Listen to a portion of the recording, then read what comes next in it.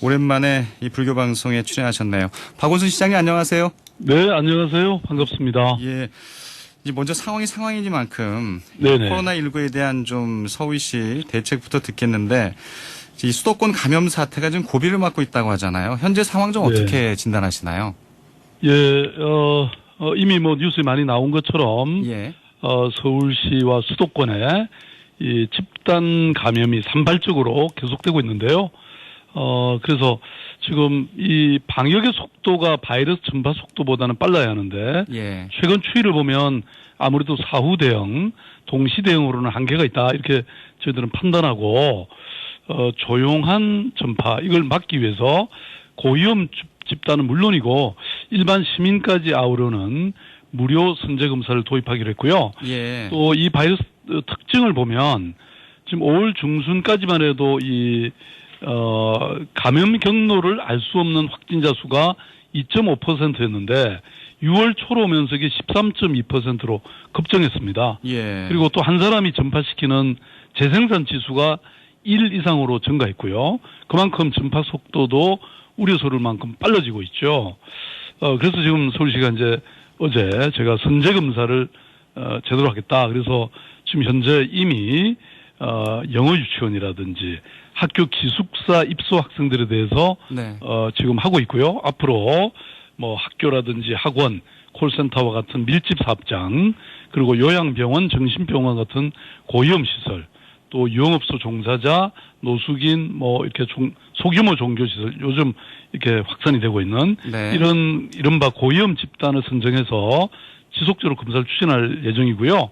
또 더 나아가서 일반 시민들도 이제 원하시면 일단 우리 서울시의 7개 시립병원에서 매주 1,000명 정도의 검사를 진행하겠다. 그래서 하반기까지 총 20만 명 정도를 선제 검사를 하도록. 네. 그래서 미리 위험을 없애겠다. 사전 선제적으로 예. 조사를 하겠다. 이렇게 하고 있습니다. 예. 그러니까 서울시의 이제 선제적인 대응이 이 조용한 전파가 이제 확산되고 있는 것 같다는 걸 우려해서 비롯된 건데, 그래서 이제 무증상자라도 이제 무료로 검사를 받을 수 있게 하는 거는 무증상자 가운데서도 또 감염시키는 경우가 많기 때문에 그런 거죠? 그렇습니다. 그 비율이 점점 높아지고 있습니다. 예. 네. 앞으로 좀 어떤 점을 좀 수도권 시민들이 특히 좀 유의해야 한다고 보세요? 지금 좀 전에 이제 이렇게 보면, 조용하게 여러 곳에서 산발적으로 확산되고 있는 게 주로 그 밀접, 또, 이 근무하는 환경 자체가, 예. 그런 곳들입니다. 그래서 일단 이런 곳에 저희들이 물론 선제적으로, 금지 명령을 저희들이, 예. 내리기도 했습니다만은 아무튼, 그런 것들을 시민들이 알고 있으면 그게 이제 등록되지 않거나 저희들이 파악하지 않는 것도 있기 때문에 예. 그런 거를 이렇게 신고해 주시거나 아니면 스스로 그런 장소에 가지 않는 그런 노력이 필요하고요. 그래서 지금 저희들이 이른바 밀집된 이른바 3밀이라고 저희들이 이름을 붙였는데요. 네. 이런 시설에서 집단 감염이 더 이상 나오지 않도록 일부는 저희들이 뭐 사실상 폐쇄 명령도 했고 또 이런 쪽에 있는 분들은 선제 검사도 하고 지금 그러고 있습니다. 예. 문자 하나 소개해 드릴게요. 이 4329님이 문자 올려주셨는데, 박원순 시장님, 코로나 대책, 이 질병 당국, 또 방역 당국과 함께 삼위일체가 돼서 참 잘 대책을 추진하고 있다는 생각이 들어서 칭찬과 박수를 보내드립니다. 이렇게 올려주셨네요. 네, 감사드립니다. 예. 네. 사실은 뭐 지금 한 4개월 이상 하면서 예. 지금 뭐 많은 사람들이 지쳐가고 있죠. 그래서 지금 의료진들 또 이런 자원봉사자들 또 이런 공직자들 다들 힘들어하는데요. 또 우리 시민도 마찬가지죠. 네. 그래서 이 위기를 우리가 서로 격려하면서 잘 극복해 나가는 게 중요하다고 생각하고요. 서울시나 우리 대한민국이 K방역, S방역으로 이미 정평이 나지 않았습니까? 그렇죠. 그런데 아무리 전에 잘해도 또 이게 뭐 지금이나 나중에 잘못하면 그 앞에 잘한 게 헛사가 되거든요. 네. 저희들은 정말 긴장감 놓치지 않고 끝까지 잘 방어해낼 생각입니다. 네, 알겠습니다. 이제 코로나도 잡아야 되지만 또 침체된 경기도 좀 또 일으켜야 되고요. 이제 과제들이 앞으로 많은데 이제 최근 좀 쟁점이 된 게 바로 기본소득 문제여서 시장님은 기본소득보다는 전국민 고용보험이 필요하다 이런 입장을 갖고 계신 거죠? 예, 그렇습니다. 예. 지금 사실 코로나19라는 재난 상황, 비상 상황이지 않습니까? 그런데 이 재난이라는 것이 또 그 고통이라는 것이 취약한 계층에게 가장 먼저, 예. 가장 깊이, 가장 크게 찾아옵니다. 그래서 서울시는 그동안 합리적 차별이 분명히 필요하다. 그래서 재난 긴급 생활비나 이제 또 자영업자 생존 자금, 네. 특수 고용인 프리랜서 특별 지원, 소규모 제조 긴급 자금 이런 걸 통해서 재난의 타격이 가장 먼저 깊이 찾아온 분들을 두텁게 지원했고 그 효과가 확산되도록 노력했는데요. 이 전국민 고용보험도 마찬가지입니다. 지금 비가 막 내리고 있는데 네. 이미 우산을 쓰고 있는 사람에게는 거기에다가 지원을 하는 것보다는 우산을 쓰지 않는 사람, 이른바 그 대기업 정규직 노동자들은 이미 4대 보험, 고용보험이라는 튼튼한 우산을 쓰고 있거든요. 네. 그래서 안전하게 비를 피하는데 아무 보험에도 가입돼 있지 않은 플랫폼 노동자나 프리랜서 자영업자 이런 분들은 정말 망연자실하게 비를 지금 쫄딱 맞고 있는 그런 상황이거든요. 그래서 이 전국민 고용보험이라는 게 이런 보호막 없이 비를 맞고 있는 분들에게 우산을 씌워주자 예. 이런 내용입니다. 예. 그래서 이 포스트 코로나 시대에는 훨씬 더 불평등이 심화될 것이다 이런 예측들이 많은데요. 우리가 이런 조치를 취하지 않으면 큰일 나고 우리 전국민 기본소득은 물론 굉장히 이상은 너무 좋습니다. 저도 그 취지를 반대하는 것은 아닌데 예. 말하자면 이렇게 하기 위해서는 예산이 막대하게 필요하고 또 그 예산을 지금에 보장하고 있는 여러 복지 시스템을 허무는 수밖에 없는 부분도 있습니다. 그래서 이런 부분이 지금 좀 과도하지 않을까. 예. 이건 선택의 문제라고 저는 보고 있습니다. 그러니까 기본소득보다는 이 전국민 고용보험을 주장하시는 이유는 어떤 현실적인 재원 마련 이런 부분에 좀 초점을 맞추시는 거네요. 그리고 이런 보다 더 정의롭고 예. 공평한 것이죠. 네. 지금 어떤 산업연구원이라고 국제연구기관이 있는데요. 예. 이 보고서에 따르면 코로나19 실직자의 82%가 고용보험 미가입자입니다. 네. 그러니까 이런 분들은 그야말로 하루아침에 수입이 제로가 됐는데 국가로부터 아무런 지원이나 보호를 받을 수가 없거든요. 예. 그러니까 우리가 과거에 IMF도 극복은 잘했지만 그때 대규모로 실직자가 생겨나면서 그때 대량 해고가 많았지 않습니까? 구조조정 때문에. 근데 이분들이 전부 사실은 비정규직 노동자가 됐죠. 예. 이렇게 되면 국가의 저는 이 불평등이 심화되고 이것은 결코 우리의 경제 성장이나 시민의 안전한 생활에 도움이 안 되죠. 저는 이번 코로나19의 포스트 코로나19의 핵심적인 과제가 바로 좀 더 이 불평등을 줄이고 평등하게 유지해가는 이게 중요한 거라고 생각합니다. 예. 근데 이제 기본소득을 이제 보편적인 복지로 바라보는 시각이 있고요. 또 전국민 고용보험을 이제 선별복지로 바라보는 시각이 있는데 이 시각에 대해서 어떻게 보세요? 전국민 고용보험은 저는 그렇게 꼭 물론 선별적이긴 하지만 또 예. 보편성도 갖고 있습니다. 사실 서울시만 해도 이미 우리 대한민국도 아동수당이나 이런 이 노령수당이라든지 이런 것들은 다 하고 있죠. 서울시도 예. 상병수당이라든지 이런 걸 하고 있는데 이제 전국민 기본소득이라고 하면 사실 5천만 명한테 10만 원, 100만 원만 줘도 큰 돈이잖아요. 그렇죠. 그리고 그것은 지금 현재 국가 예산으로는 도저히 감당할 수가 없기 때문에 이제 새로운 예산이 필요하고 그러다 보면 또 징세가 돼야 되니까 결국 그 돈이 자기 주머니에서 나오는 겁니다, 사실. 네. 네. 그러니까 이걸 효과적으로 공정하게 쓰자. 이게 핵심이죠. 아무튼 여러 면에서 또 이재명 경기지사와는 조금 다른 입장을 갖고 계시고 뭐 이거를 뭐 신문에서는 뭐 시장님과 또 이 지사 얼굴이 다 신문에 이제 크게 실려 있습니다. 예, 여권 대선 후보 간의 이제 경쟁으로 보는 시각도 있고요. 뭐 저는 뭐 정책 경쟁은 또 바람직한 게 아닌가 이런 생각도 드는데 어떠세요? 그 이제 여권 잠룡으로도 이렇게 좀 분류가 되시는데 여권 대선 후보 간의 경쟁으로 바라보는 시각에 대해서 어떻게 생각하시나요? 뭐 그건 제가 보기엔 적절한 표현은 아니고요.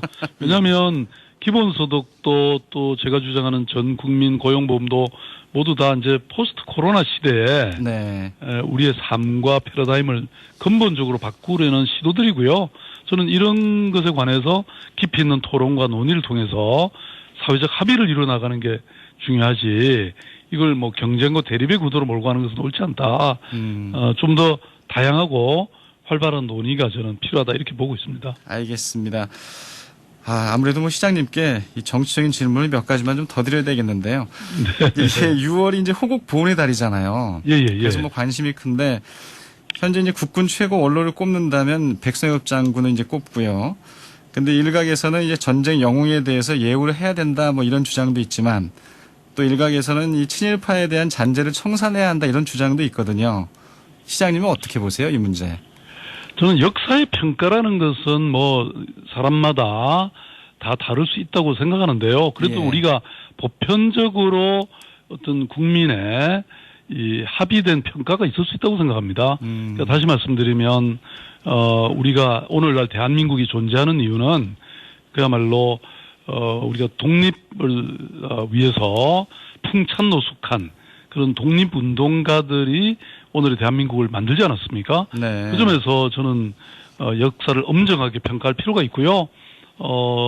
그런 의미에서 보시면 저는 된다고 생각합니다. 예. 근데 정확히 무슨 입장인지는 좀 와닿지는 않는데요. 아니 그러니까 우리 많은 역사학자들이 기본적으로 그 친일의 요소가 예. 이런 독립된 대한민국에서도 많이 미치고 있고 예. 그것 때문에 우리가 민족적 자존심이나 자긍심이 헤쳐지고 있다. 사실은 우리가 뭐 다시 독립을 잃어서는 안 되거니와 그런 어떤 독립의 정신을 유지하기 위해서 사실 한반도라는 게 늘 이렇게 강국에 둘러싸여서 예. 역사적으로 보면 늘 침략당하고 또 때로는 독립을 잃은 적도 있지 않습니까? 뭐 그런 측면에서 저는 독립운동가들을 좀 더 귀하게 생각하고 친일에 대해서는 확실하게 저는 청산하는 것이 필요하다 이렇게 보는 거죠. 예. 뭐 관련해서 문재인 대통령이 어제 이제 정의기억연대의 논란과 관련해서 인류 보편의 가치를 지키려는 숭고한 뜻이 훼손돼서는 안 된다 이렇게 이제 밝히셨잖아요. 네네. 어떻게 대통령의 언급으로 저는 뭐 논란이 좀 너무 잦아들까요? 예. 적절한 평가라고 생각하고요. 예. 저도 사실은 꼭 같은 얘기를 이미 몇 차례 했습니다. 그러니까 지금 나오고 있는 그 어떤 비영리 단체 정의연대도 마찬가지고요. 이게 말하자면 그 재정의 투명성은 굉장히 중요합니다. 왜냐하면 많은 국민들의 기부에 의해서 운영되기 때문에. 네. 그래서 저도 뭐 아름다운 재단이나 아름다운 가게를 과거에 운영하지 않았습니까? 그게 이제 철칙이고요. 그래서 이번에 그런 것이 부족했다면 그 점에 대해서는 확실하게 기준을 다시 만들고 그런 것에 전착해야 될 필요가 있고. 그런데 또 한편으로 보면 이 군 위안부 정신대 할머니들에 대한 국제적 운동은 너무나 중요한 역할을 하지 않았습니까? 그렇죠. 그래서 이 부분이 폄훼되거나 또 부정당해서는 안 된다. 그래서 그 부분은 우리가 정말 일본의 진정한 사죄와 또 할머니들의 인권이 제대로 보장될 때까지 저는 지속돼야 될 아주 고귀한 운동이다. 이런 생각이고요. 이런 점을 문재인 대통령께서도 정확히 짚어주신 것이죠. 네. 이제 뭐 다음 주면은 6.15 남북공동선언 20주년을 맞게 되잖아요. 네네. 근데 오늘 새벽에 나온 뉴스를 보면은 북한 측에서 이 12시까지 12시에 남북 연락선을 이제 단절하겠다 이렇게 이제 경고를 하고 나섰습니다. 뭐 이 문제의 뭐 단초는 역시 이 탈북자 전단 살포에서 비롯된 건데 이런 상황도 좀 어떻게 바라보시나요, 시장님? 저는 늘 말씀드리는 게 남북 관계는 이게 무슨 산을 하나 넘어가는 것이 아니고 예. 산맥을 넘는 일이다. 이게 좋은 날도 있고 또 비 오는 날도 있다. 사실 그동안 이제 우리 문재인 정부 하에서 3번이나 남북 정상회담이 열리고 또 북미 정상회담까지 열려서 정말 완전한 이런 남북 관계가 청산되고 새로운 평화의 그런 질서가 오지 않을까 이렇게 기대를 했는데 예. 지금 최근에는 이제 이런 여러 뭐 작은 이슈들 때문에 어려운 상황이 놓여 있죠. 그렇지만 저는 이게 우리가 이미 진전했던 그런 부분이 있었기 때문에 네. 우리가 또 이거 일일비할 게 아니고 꾸준하게 서로 신뢰와 이런 노력을 계속해 간다면 또 좋은 날도 올 것이다. 이렇게 생각합니다. 예. 이 탈북자 전단 살포 문제를 이 법으로 막는 게 어떻게 가능하다고 보시나요? 어떻게 바람직하다고 보시나요? 저는 기본적으로 우리가 뭐 북한에 대해서 또 지적할 것은 지적해야 되지만, 예. 근데 또 이게 남북 관계의 진전을 위해서라면 지금 뭐 그런 행태는 저는 바람직하지 못하다. 이렇게 생각하고 있습니다. 그러니까 탈북자들의 전단 살포는 바람직하지 못하다. 아니, 그러니까 말씀드린 것 같이 뭐 북한의 인권 문제나 이런 예. 문제를 지적하는 것은 뭐 얼마든지 있을 수 있는 일이지만, 네. 지금 이 판에, 그런 말하자면 그 전단지를 살포한다면, 아니, 그 북한의 정권 당국 입장에서는 예. 뭐 좋아할 리가 있겠습니까? 이렇게 되면 더 큰 남북관계 평화라고 하는 더 큰 것을 해칠 가능성이 있는 것이죠. 예. 네. 우리가 과거에 뭐 독일 관계라든지 또는 뭐 핀란드와 러시아의 관계에서 보면 국가 이익을 위해서 사실 언론이라든지 많은 국민들이 이렇게 또 자제한 그런 역사들이 많거든요. 네. 네, 우리가 그런 현명함과 성숙함을 가져야 된다고 저는 봅니다. 뭐 시정에 대해서 여쭤봤어야 되는데 글쎄요, 지금 이런 질문은 전혀 예상하지 않은 질문을 하고 계시네요. 네네. 예, 끝으로 한 가지만 더 여쭤볼게요. 네네. 궁금해서 이제 이재용 부회장에 대한 구속영장이 기각됐잖아요. 이제 시장님이 또 법조인이시니까 끝으로 이건 좀 어떻게 바라보시나요?